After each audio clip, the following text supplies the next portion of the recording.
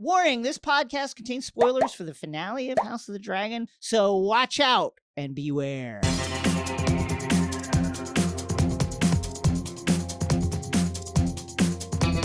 We're stepping out of the airlock and onto the beautiful beaches of Dragonstone to discuss the season finale of HBO's House of the Dragon, The Black Queen, written by Ryan Condal, directed by Greg Yaitanes. What a great episode, and also it just made me sad. It made me sad for various reasons. Many, chief among them, how hard Rhaenyra has tried to avert the very thing that is now happening. This is the ultimate proof of what we said this whole season, which is at every point she's been giving everyone incredibly generous offers, thoughtful ideas, trying to bring peace. She's been living up to what her dad would have wanted.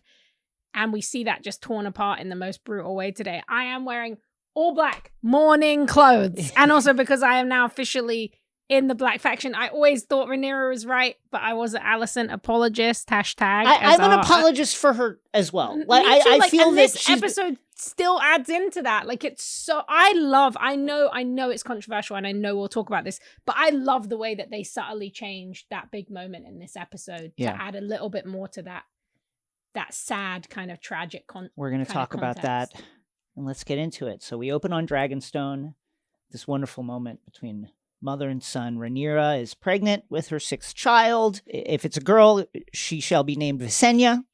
And she finds her son, Luke, looking over Aegon's painted table. He is worried that, Lord Corlys is obviously still ailing, healing from his wounds on the Stepstones. He might die. Driftmark might then pass to Luke. And Luke is like, I don't think I'm ready. I think I'm ready for this. And Rhaenyra really quite affectingly talks about how, she didn't think she was ready. Also, when her father named her heir at 14 years old, and now he is at about that same age and dealing with all those issues. And she says, in time, I came to understand that I had to earn my inheritance. There's this really heartbreaking moment where he's like, how did you become so perfect? And she's like, oh, if you only knew. She's like, I'm not. You only knew. Like, I'm not. Oh, it's such good stuff here, and just absolutely heartbreaking in the context of what's to come. There's so many great Rhaenyra Luke moments this episode. And then Sir Laurent Marbrand, one of the Kingsguard, comes and bringing news that Princess Rhaenys has arrived, and she really, really, really needs a meeting like right now. I wonder what she wants to talk about. I wonder what it is. And of course it is the tidings of the death of King Viserys and the crowning in the dragon pit of King Aegon II. And this news hits Rhaenyra like a physical blow. She goes into labor. She knows, because again, she's been through this, 5 times by now, that this is, one, it's way too early. The maesters are saying so. And then she can feel that this is not going to turn out well. Daemon, meanwhile, is processing all of this. There's a great moment where he spins Dark Sister, he's got it in his hand, point down, in the scabbard, point down, like on the ground, like a cane almost. And he's spins it in his hand and then leans it up against the table. And he's like, Viserys has been slain. He's obviously furious. They ask Rhaenys why. So yeah, obviously they were like, well, Rhaenys, they made you swear to Aegon. She's like, they wanted me to, but I refused. And they ask her how she escaped. She tells them. And then Daemon is naturally, for all of us, really furious that Rhaenys didn't. Yeah, Rhaenys, why didn't you just take care of it right then? I think she gives an excellent answer. That war was not mine to begin. It's so good, and it totally leans into the great points that you were making. But I have to say, Rhaenys this episode just absolutely delivers on every point. And you see that even if it was not a direct influence or a maternal relationship, a lot of what Rhaenyra learned was from the way that she saw Rhaenys behave.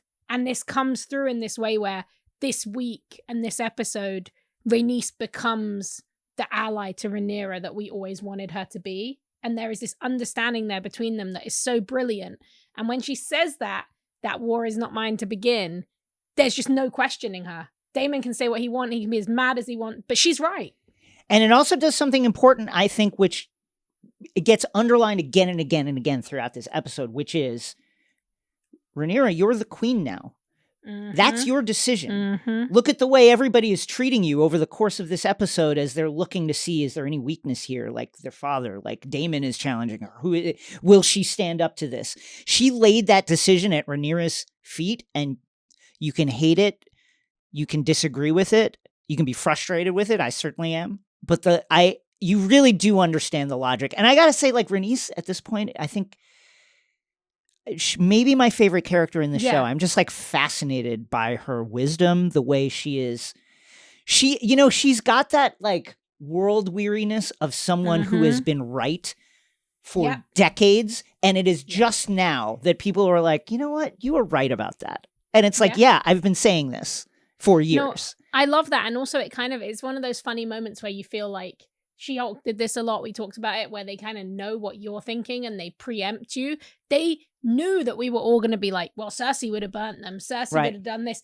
But Rhaenys isn't Cersei, and that's actually what makes her a great leader. That's what makes her a great person. She's not going to make that decision that's going to end up costing the lives of everyone. And by doing that, she, at least for a small modicum of time, inspires Rhaenyra to consider the idea of peace in the realm and what that would take. Yeah. Rhaenyra goes to deliver. She's refusing the help of her midwives and her maester Gerardus. She is just like in this fury. The feeling is that let's just move past this delivery so I can begin the hard work of trying to avert this war. Of course, the baby is stillborn and dies. It is yet another hard to watch delivery scene. It's a conversation I think worth having, which is, why make this decision to show it? I think you can come down on either side of it. The thing that I think about it is, besides the very trite, like, oh, it's in the books, like you have to put it in. Yeah, of course it's in the books. But I find myself like interrogating why it is so easy for me to watch like any number of like deaths appear on screen, and it's hard to watch someone deliver a child. Yeah. I don't have an answer for that. I just know but that's really, I think that's a good thing to think about, because we've talked, a lot about representation in these shows, and the way that House of the Dragon has done a really great job at changing the way that we see certain kinds of sexual violence, though that the way that they show birth is definitely very visceral. But something that, was a big conversation around the original Game of Thrones is like, why can you not see an erect penis on TV, but you can see someone get their head chopped off? What does that tell you about that part of somebody's body? And what does it tell you that to watch a birth is so much more unsettling for us than to see somebody being tortured or have their tongue cut out? I really like that's like a conversation, the question it's making you think of, because I think it's one of the biggest things about TV. You can turn on broadcast TV and see somebody gunning down a bunch of people, but you can't see, a nipple on some broadcast TV, and you can never see, a penis or other things. It's really, really interesting, the ideas of what is explicit and what is not. While Rhaenyra is going through this, Daemon swings into action. You can tell this is the moment that he has been waiting for years. He's ready to plan. He's ready. He's like, man the watchtowers, sight the skies. Everybody's like, man your battle stations, all that. Rhaenys goes out to the beach, calls Prince Jace and Luke to their mother's side. They find her in the midst of giving birth. She tells them the news. King Viserys, your grandfather's dead. The throne is being usurped. Here's what's going on. Jace takes it. Whatever they've been doing to prepare him for this moment in these years, it's working. It worked. He takes it really well. There was a really small moment on the beach right before this where, he and Luke are sparring and Luke falls down, and it's that generational trauma getting passed down again, where Jace is standing over Luke going, what was that? Like, and to the point where one of the Kingsguard is being like, hey, let's maybe take it easy on him, like allow him to learn. But here again is this trauma and violence being passed down. Jace asks, what are we doing? And Rhaenyra is like, listen, nothing happens unless I order it right now. Okay, I just need to get past this. She's basically saying, and just everybody stand down until I am ready to rule. And then she's like, where's Daemon? Jace is like, I'll go find him. Rhaenyra wants Jace also to realize, hey, you're the heir now, okay? So many hopes are pinned on you. So just be aware of that. Daemon is with, this kind of like burgeoning Black Council that is like coming together that will soon coalesce around Rhaenyra, but like he's really at the wheel right now, and he's getting ready to send ravens. Word reaches Dragonstone that Lord Corlys is up and he is sailing there. He'll be there shortly. Rhaenyra, you can hear her cries echoing through the castle. She's calling for Daemon, and people are all around the table. Lord Marbrand, Lord Celtigar, they're looking at him. And Sir Marbrand speaks up and is like, hey, are you going to, do you want to speak to the maesters and just see what's going on right there? And Daemon gives him the iciest stare, like, don't question me right now. Yeah, if Daemon didn't need every night of the 30 that he had. Daemon plans to fly to the Riverlands, talk to Grover Tully. Jace comes up and he's like, whoa. The queen says don't do anything till she's back on her feet. And Daemon, and now there's a really interesting push and pull here where Daemon is like, send the ravens, and Jace is like, but the queen said not to send them. And then of course the ravens do get sent because Daemon, it's going to be really hard to not follow Daemon's orders right now. And Daemon is also telling Jace, hey, listen, you better get your head in the game because you're going to need to be on a dragon patrolling the skies soon. Jace follows Daemon to a meeting with Sir Laurent Marbrand and Sir Steffan Darkland, members of the Kingsguard who are assigned to the queen and her family. Daemon gives them the opportunity to declare whether they are for the queen or whether they are traitors, essentially. And listen, if you declare for the queen and then you flip later, it's going to be very, very painful. Daemon makes that very clear. If you declare for the greens right now, okay, that's fine, but I'll make it quick. If you do it right now. Meanwhile, again, while this is happening, Rhaenyra finally gives birth. The child is stillborn, and the queen prepares the child herself on her own for the traditional Targaryen funeral rite. Sir Eric arrives as they're having the funeral. He has brought a crown. This is the crown of King Jaehaerys and then later her father, King Viserys, which he smuggled out of King's Landing. And he swears fealty before everybody to the queen. Daemon places the crown on Rhaenyra's head and everybody bows before her. Yeah, and talking of push and pull, there's that great moment. Daemon is looking at that crown and he is looking longingly for too long. But he knows in that moment that the best move is to put it on Rhaenyra's head. But Absolutely. There is the moment where he thinks about it. Well, he wants the war. He wants it no matter what. And I think, and you see it over the course of this episode where Rhaenyra, taking her responsibilities extremely seriously, feels that, listen, a lot of people are going to die. It is my duty to try as hard as I can to avert war if it's at all possible. Whereas Daemon is just like, no, we're fighting now. We go now. Why don't we go right now? And now the planning begins in earnest. The Hall of the Painted Table is turned into a council of war. We've got the Black Council now here officially. We discover that Aegon's painted table lights up. Shocking. Shocking stuff. I guess by the time we get to Stannis in Game of Thrones, they had lost like the lighting. They had lost like the piece that like they the just candles. Didn't know you could just put some candles to yeah, attach they to didn't it. know. It's like finding like an 8-track. Like today, 8-track player and being like, what do I even do with this thing? Daemon announces the queen with all her full titles. There is a very interesting moment where everybody bows their head, but Rhaenys kind of doesn't. Yeah, I mean, everyone else kneels when Daemon puts the crown on, and Rhaenys stays standing, but gives her like a smile. She's like, now here is my take.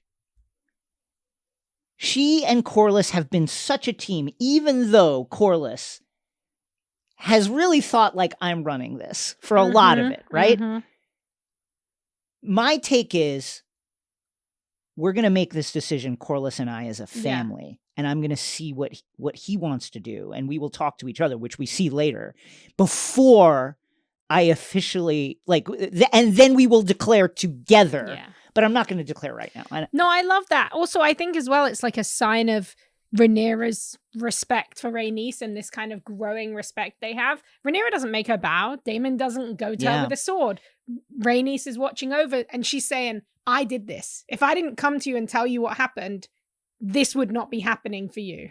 That's a great point. There's that moment at that first meeting where she first arrives and tells them the news, Rhaenys, where, Daemon is like very, very hot again that Rhaenys didn't burn everybody, while Rhaenyra is like, hey, we, as we have been doing every night, we will pray for Lord Corlys's return to health. We have been, I come on, like Daemon has not been praying every night for anything, for anyone. He knows what he wants. But it shows you like how Rhaenyra has really grown into a leader, and she understands the weight of it.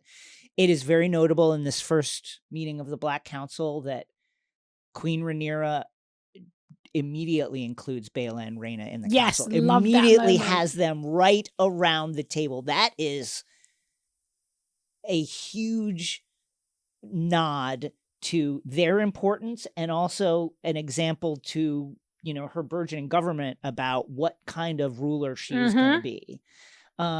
And then Daemon gives the state of war, which is things on Dragonstone are okay, but all in all, not really great. They have House Celtigar, they have the Stauntons, they have House Massey, Darkland, Barrymon. They are with the Queen. Rhaenyra is like, I think we can count on the Vale. That's my mother's people. Maester Gerardus thinks that the Riverlands are probably keen as well. Ravens are going to Lord Grover Tully, we discover, and Rhaenyra is like, wait a second, I said nothing was supposed to happen, so there's a little bit of a look between those two. And then Daemon says, listen, I'm going to go to Riverrun personally. And like, of course, it was my idea to send the Ravens against your express wishes. And then there's some discussion of, okay, where do storms end? And Winterfell fall in this. Winterfell, it is believed, the Starks will never go against anything they've pledged to. They'll never break an oath. It doesn't matter how many years it's been. It doesn't matter who did it. They will stay true to what they said. And the Queen also thinks that Lord Boros, son of the late now Lord Boromund Baratheon, may need some reminding, and that is an understatement. The news from Driftmark is that Corlys is coming, and then of course the Lannisters are never going to turn black. They are going to stay green, which is why Daemon believes again that the Riverlands are so important. His plan is we seize Harrenhal, right? House of the seat of Lord Larys Strong. So in a stroke, we weaken one of the Queen's most important supporters, and we cut the realm in half. They're discussing all of this again, and Lord Bartimus Celtigar of Claw Isle, who, by the way, is also the Celtigars also descended from the blood of old Valyria, though no one remembers this, and I imagine that they would be like, hey, remember us? We're Valyrian too. Don't forget us. Is like, hey, before we get into all of this planning, we have the dragons, do we not? Like, we have the advantage here, and Daemon gives the quick count of them. The Greens have 3 adult dragons, Vhagar, Sunfire, and Dreamfire, ridden by Aemond, Aegon the Elder, the King, and Helena, plus Daeron the Daring, who is off-screen in Old Towns, to Serion, but that's a juvenile dragon. Meanwhile, the Blacks have Syrax, Caraxes, and Meleys, plus Vermax, Arax, and Tyraxes. Also, Moondancer, Seasmoke, who's unclaimed right now, formerly Laenor Valyrian's dragon, plus the mounts of Old King Jaehaerys and Queen Alysanne, Vermithor and Silverwing, who are on Dragonstone and the Dragon Mount right now, plus 3 wild dragons. So that is 13, according to Daemon, against 4 dragons, only 3 of which are adults. Plus, Daemon is like, I got a lot of eggs incubating. So Daemon is like, yeah, let's attack. The time now is to attack. We can have the Greens' heads on spikes in 2 weeks or something like that. Before they can really debate this too much, it's clear also that Rhaenyra she's like, listen, we're not just like plunging into war right now. Before this debate can really take shape, Sir Eric brings word that there is a galley on the way flying the banner of King Aegon. Otto Hightower is here. Daemon, the Queen's Guard, other men-at-arms go to meet Otto, who is backed by several members of the King's Guard and other knights. Otto brings terms from Queen Alicent. He's been directed by Alicent to deliver terms only to Rhaenyra, and so Rhaenyra appears on Dragonback, landing behind Otto just as she did 20 years previously in the Crisis of the Egg. And it is a really incredible mirror image moment. Yeah. There's some jousting about who is and isn't a traitor. Rhaenyra's like, I'm the queen. Otto keeps calling her a princess, no matter how many times she stops him. I mean, you would think Otto would have learned his lesson at this point about Dragonstone and Rhaenyra, but he has not. So, let the chips fall where they may. And you have to say, certainly with, you would imagine, Alicent's influence, Aegon has offered some really generous terms. Yeah, these are just Alicent's terms, let's be real. Like, they're Aegon's terms, I agree with you. I think these are Alicent's Alicent's terms, but obviously they come in King Aegon's name. If Rhaenyra bends the knee, Rhaenyra will be confirmed in Dragonstone in perpetuity. Okay, that's safe, which that will pass to her, and they call her sons with Laenor, a.k.a. Harwin Strong, her trueborn sons. Jaehaerys will get Driftmark and all the holdings of House Valyrian. Viserys and Aegon will be given places of high honor at court, cupbearer, squire to the king, royal pardons for all the black supporters. And, honestly, it is a good deal. The question then becomes, do you trust the Greens to honor their side of it? Certainly Daemon doesn't. He's like, never going to happen. What about this? We kill you all. Otto points out that all the symbols of legitimacy belong to Aegon, right? Otto overreaches a little bit by saying, hey, and also House Stark, Tully, and Baratheon, they, I think they're leaning to us. He makes it clear that they haven't. He makes it clear that they haven't really decided, but he's basically counting it against them. This infuriates the Queen Rhaenyra. She rips the pin from Otto's lapel, throws it into the ocean, and then Otto signals Grand Maester Orwyle, who delivers a note to Rhaenyra and is the page from the book that she and Alicent were studying all those years ago in the Godswood. It is, the history of Nymeria, and tears well up into Rhaenyra's eyes. And I have to say, I've seen a reading of this online where people are like, Alicent isn't trying to connect with Rhaenyra. She's saying, because like the history of Nymeria is that she took the ships and they fled from Essos, made this kind of circuitous journey, eventually landing in Dorne. She's not saying take the deal. She's saying run. She's saying flee. I actually don't look at it that way, because like the end of the Nymeria story is Nymeria finds a home. She's not running anymore. She burns the ships on the beach so that they're as a symbol to her people, like, we're not going anywhere. This is it. I think she was just trying to connect with her friend in the, like, saying, hey, your friend is still here.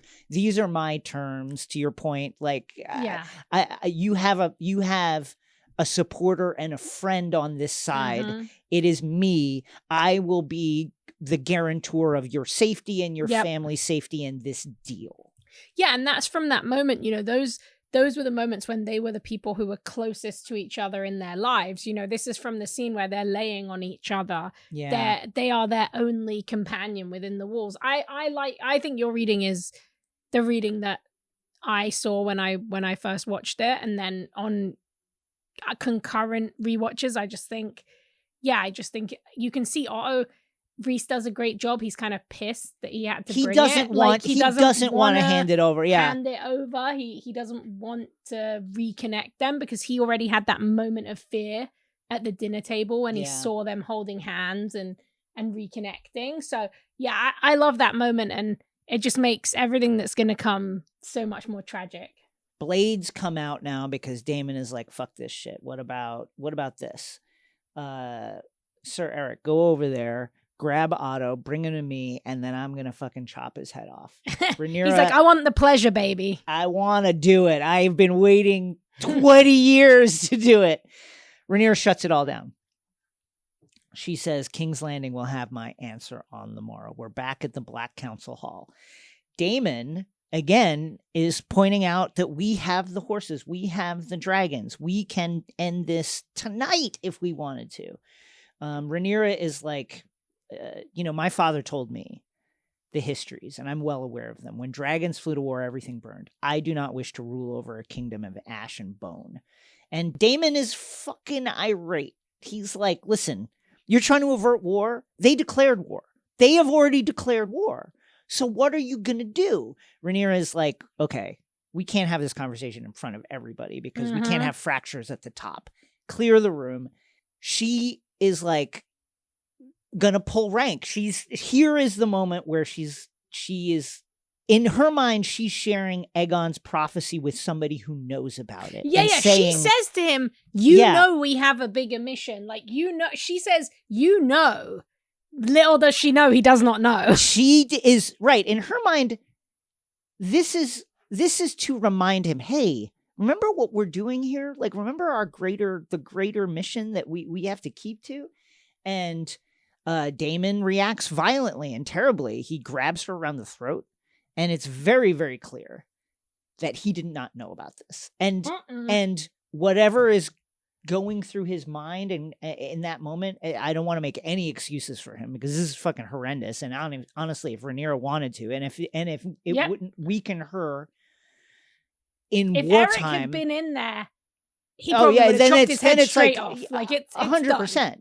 And the issue is, she fucking needs Daemon right now. Yeah. She needs him. He's a dragon rider. He's been to war. She needs him. And we know as well, like, Alicent has her insane psychopathic ally in Larys Strong and in Criston Cole and these men who will just murder people for her. So we know in a dramatic irony sense that Rhaenyra also needs her, like, violent wild card. She just needs it to not be directed towards her. But I love that moment. Like, Emma Darcy sells it so well when Rhaenyra, like, clocks that Daemon didn't know, and she just laughs in his face. Yeah, she's just like you didn't know?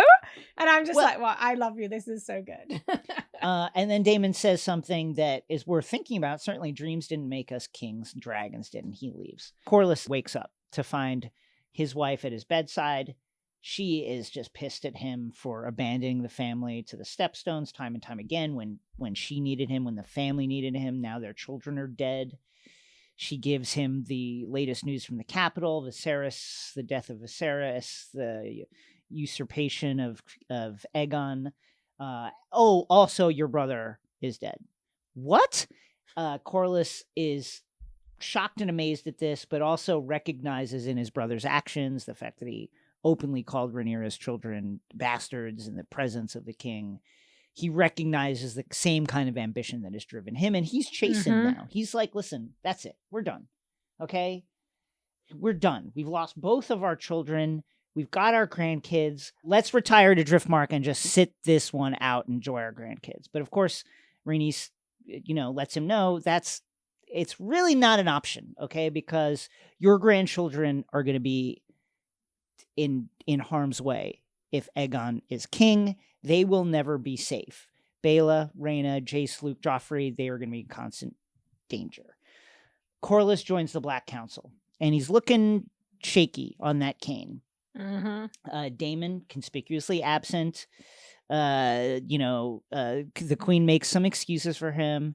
Corlys looks over the situation map on the table, and he says, this doesn't look great. This doesn't look like a lot of forces, really, to seize Westeros.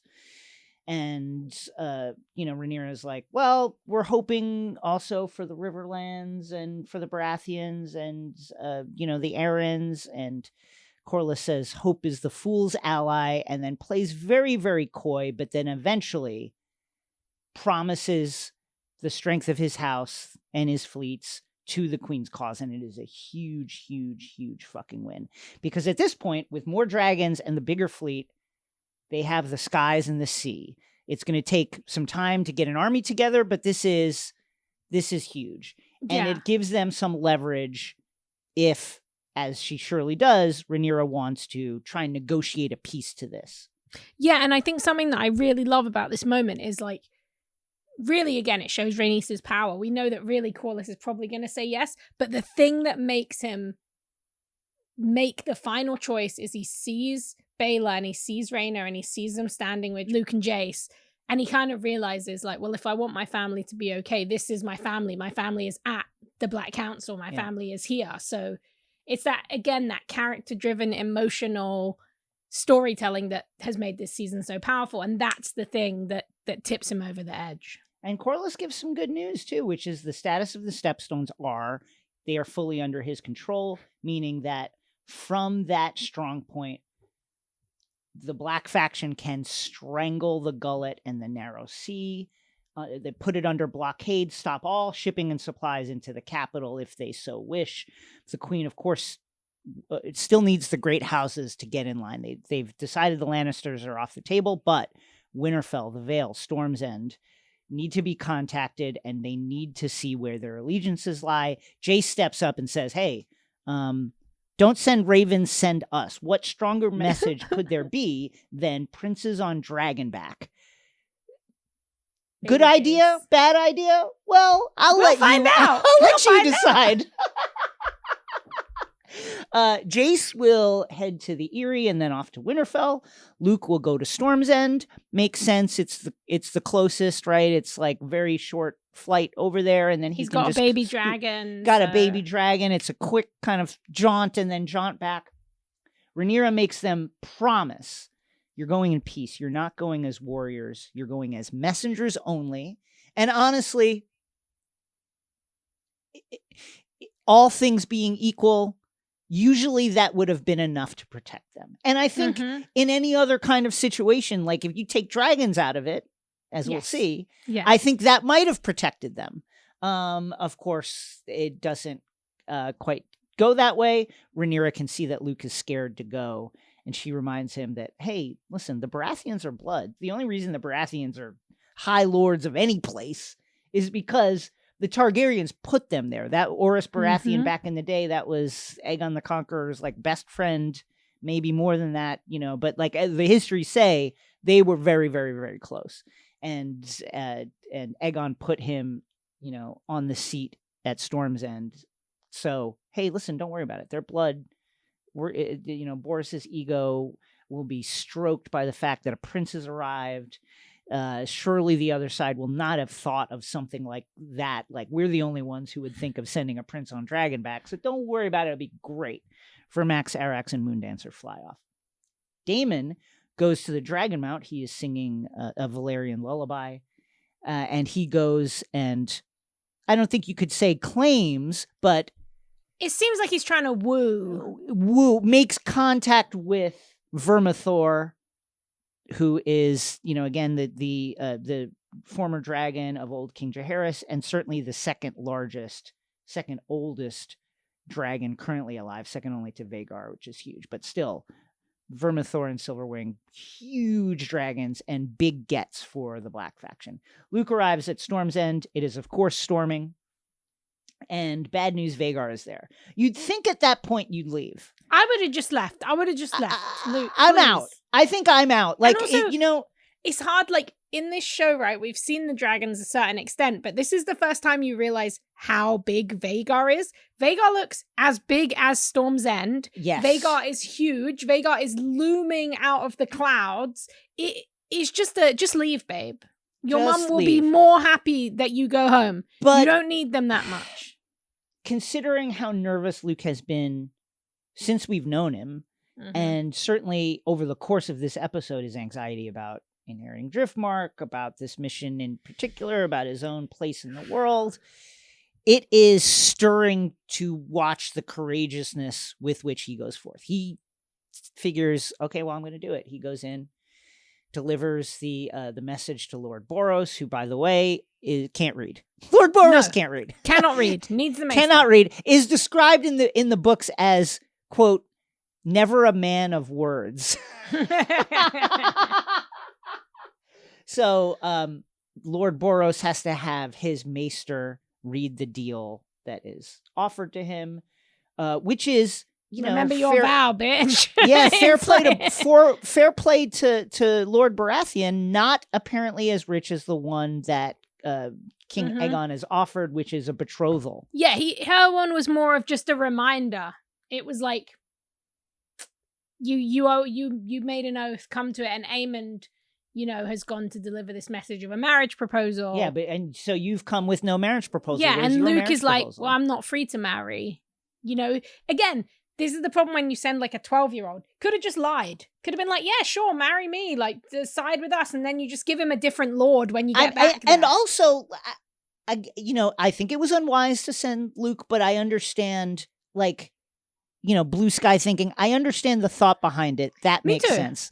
I do think it was unwise considering the context. I also think we needed to prepare Luke for things that might have happened. What if the Greens Damon got there first? Also, Daemon would have been like a great person to send for this specific situation. Why not send Daemon? That's the biggest question, right? I guess you're thinking if they attack, we need somebody here who's ready for war. Okay, I get that. At the same time, it's not far. It's not far. At the same time, it's like it does not take.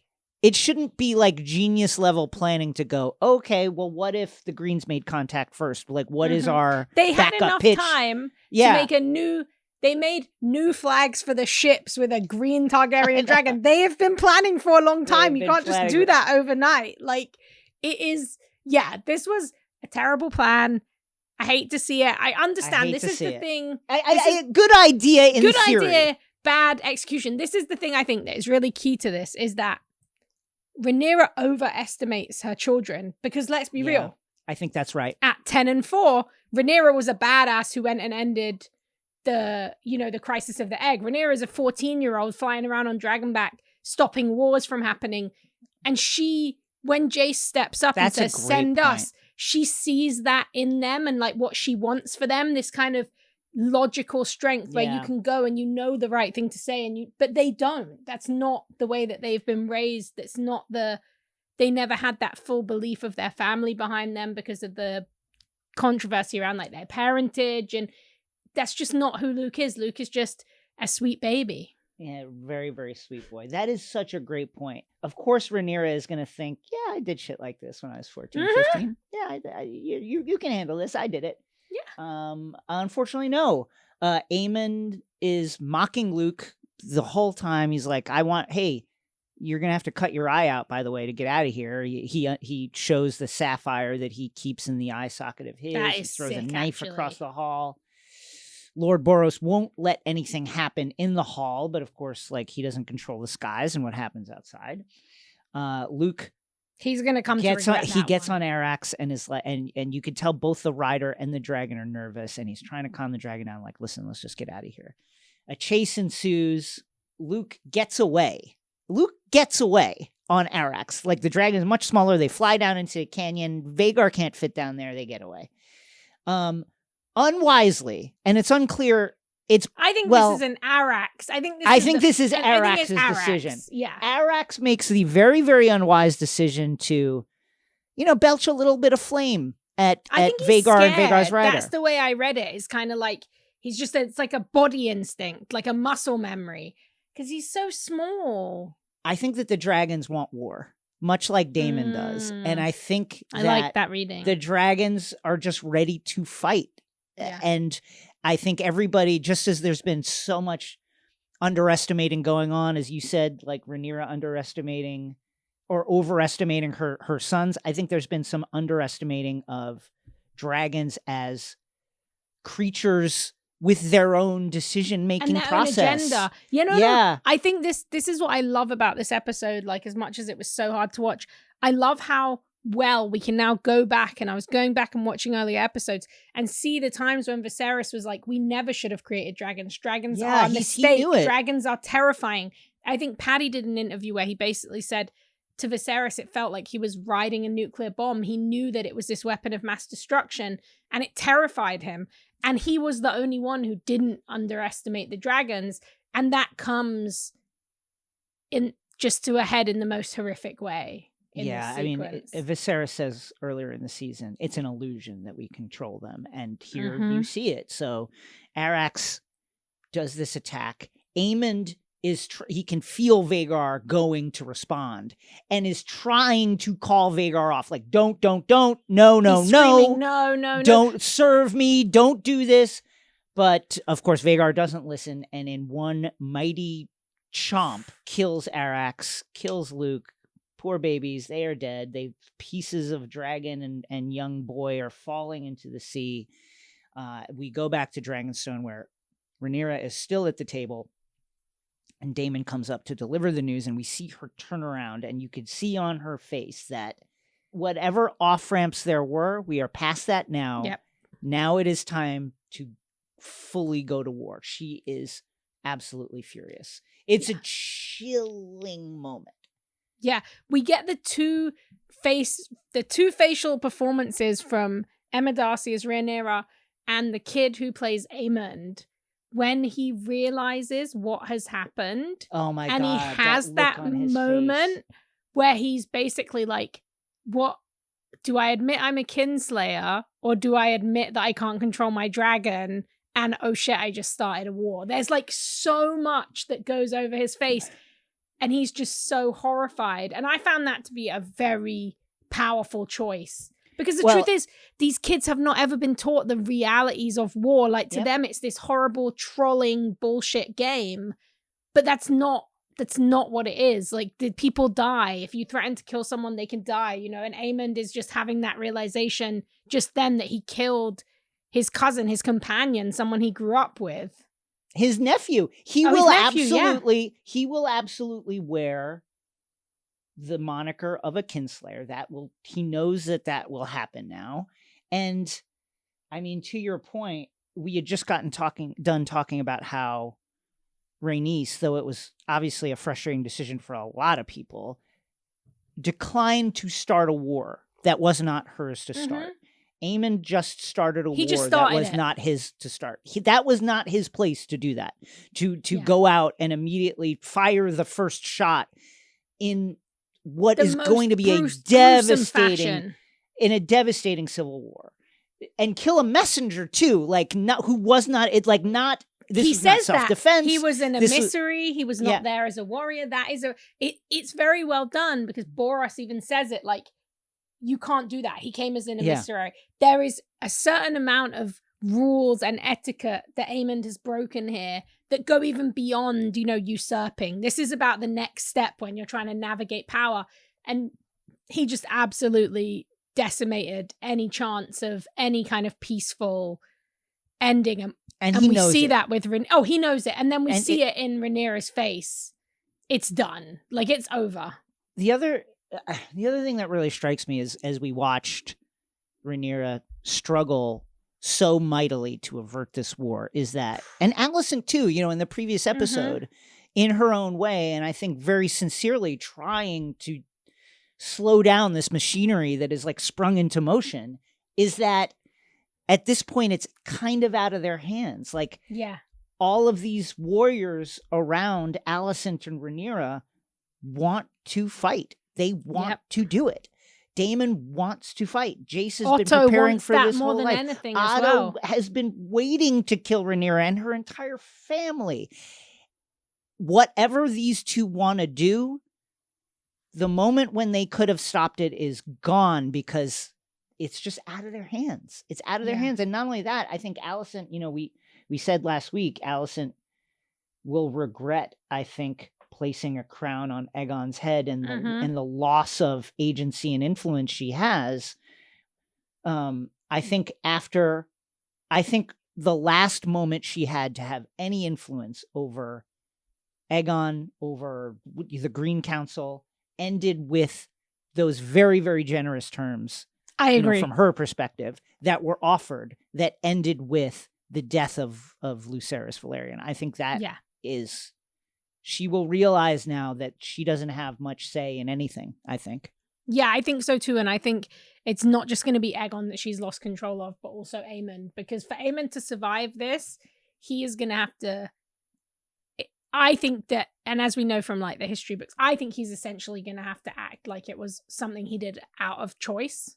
Yeah. And that's going to pit him against Alicent and pit him against Rhaenyra in an incredibly brutal way, where the truth is we know it was just like a very sad mistake of an idiotic teenager. It was very, very sad, but I can't wait for season 2.